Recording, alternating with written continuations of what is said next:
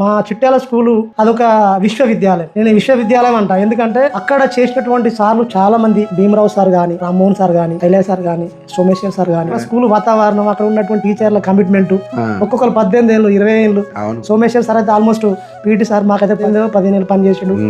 మా లెజెండ్స్ అంతా సోమేశ్వర్ సార్ గాని, ఐలయ్య సార్ గాని, రామ్మోహన్ సార్ గాని, భీమరావు సార్ గాని, నారత్న మేడం గాని, శాంతన్ రెడ్డి సార్ గాని, తర్వాత వచ్చినటువంటి కొత్తగా వచ్చిన టీచర్లు రాజేందర్ సార్ గాని, మోహన్ సార్ గాని, పటాన్ యాకపాయ్ సార్ గాని, రామ్ బ్రహ్మచారి సార్ గాని, లక్ష్మీనారాయణ సార్ గాని, అందరు లెజెండ్స్.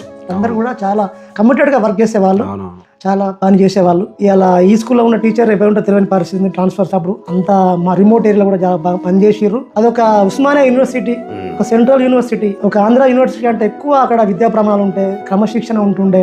గార్డెనింగ్ అంటే ఎలా పార్కులలో గార్డెనింగ్ చేస్తున్నా కానీ అప్పుడే ఆ రోజుల్లోనే చిట్యాల స్కూల్లో తీరుకొక్క చెట్టు తీసుకొచ్చి గార్డెనింగ్ ఏర్పాటు చేయడం, చాలా పద్ధతిగా, చాలా సిస్టమేటిక్ గా ఒక పేరెంట్స్ మీటింగ్ ఉండేది, పేరెంట్స్ కమిటీ ఉంటుండేది.